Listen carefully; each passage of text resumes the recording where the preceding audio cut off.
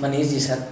हाँ, मेरा जो मैसेज है वो स्पेशली पेरेंट्स के लिए भी है, क्योंकि हर बच्चा, हर विद्यार्थी अपनी पूरी मेहनत कर रहा है। वो यदि रॉयल में आ गया तो उसके चारों तरफ एनवायरनमेंट ये बन गया कि मुझे सिलेक्शन चाहिए, और नहीं आया कहीं और भी है, तो उसने जब भी ICR जेट या किसी भी कंपटीशन एग्जाम का फॉर्म भरा तभी से उसके दिमाग में ये चीज़ तो आ गई कि मुझे सिलेक्शन चाहिए। तो हर बच्चा, हर विद्यार्थी पूरी ईमानदारी से अपनी मेहनत कर रहा है, पर बात आती है सिलेक्शन नहीं होने पर क्या किया जाए। बच्चे का सिलेक्शन नहीं होता तब आप क्या सोचो। तो जितने भी कंपटीशन एग्जाम हैं उनमें सिलेक्शन दो बातों पर निर्भर करता है। पहली बात तो ये कि आपने जो पढ़ा उसमें से कितना आया। आप पूछोगे कि सर पूरा पढ़ना चाहिए, पूरा क्यों नहीं पढ़ा? तो पूरा पढ़ने जैसी कोई चीज़ है ही नहीं दुनिया में, क्योंकि हर चीज़ इतनी विस्तृत है कि पूरी नहीं पढ़ी जाती। हमने जिस लेवल की जितनी पढ़ी, कुछ हम भूल जाते हैं, कुछ छूट जाती है। तो जो हमने पढ़ा उसमें से कितना आया। यदि कोई बच्चा मान लो 4 चैप्टर पढ़ के गया है और सारे टॉपिक उसमें से आ गए, और दूसरा बच्चा 10 चैप्टर पढ़ा है पर 4 ही चैप्टर उसे छोड़े और सारे टॉपिक उन्हीं 4 चैप्टर से आए, तो आप देखोगे कि उस बच्चे का सिलेक्शन हो जाएगा जिससे 4 पढ़े हैं, और उसका नहीं हो पाएगा जिससे 10 पढ़े हैं। तो पहली बात तो ये कि आपने जो पढ़ा उसमें से कितना आया, इस पर निर्भर करता है। दूसरा ये निर्भर करता है कि उस समय आपका दिमाग कितना चल पाया।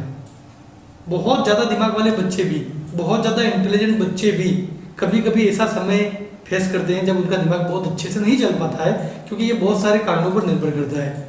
तो दो बातें, आपने पढ़ा उसमें से कितना आया और उस समय आपका दिमाग कितना चला, इन दोनों बातों पर आपका सिलेक्शन निर्भर करता है।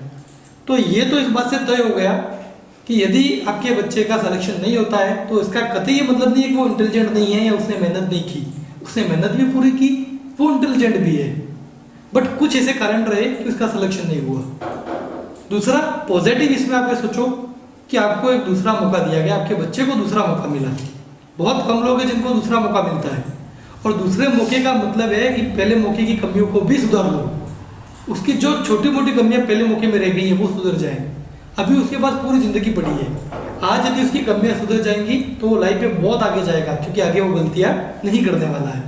तो दूसरा मौका यदि आपके बच्चे को मिलता है, आपको मिलता है, तो घबराए नहीं, ये आपके लिए बहुत पॉजिटिव चीज़ है।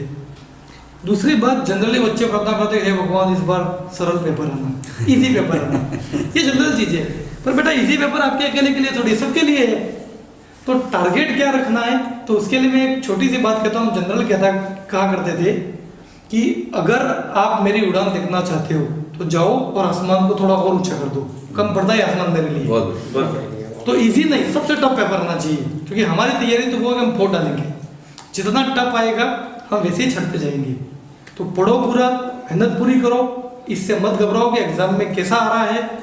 और पहली बार मैं वापस रिपीट कर रहा हूँ, क्योंकि वो पेरेंट्स के लिए थी स्पेशली, सेलेक्ट नहीं होने पर या सफलता नहीं मिलने पर ना घबराएं। कहीं दुनिया में ऐसे एग्जाम्पल है, आप राजू श्रीवास्तव को पहचानते हो, आप कपिल शर्मा को पहचानते हो, आप धोनी को पहचानते हो, ये सब वो लोग हैं जो पहली बार में सफल नहीं हुए।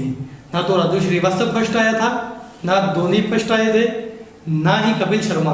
लेकिन आज यदि सफल है कोई तो इन तीनों की सफलता आप सब जानते हो कितनी रही है। और जो फर्स्ट आए थे उनको शायद आप जानते भी नहीं है, नाम भी भूल चुके हैं उनके, सुरेंद्र पाल वगैरह जो भी थे वो। तो एक बार पुनः आप सभी को बहुत शुभकामनाएं मेरी ओर से। निश्चित तौर पर आप सफलता प्राप्त करेंगे और आगे बढ़ेंगे। धन्यवाद।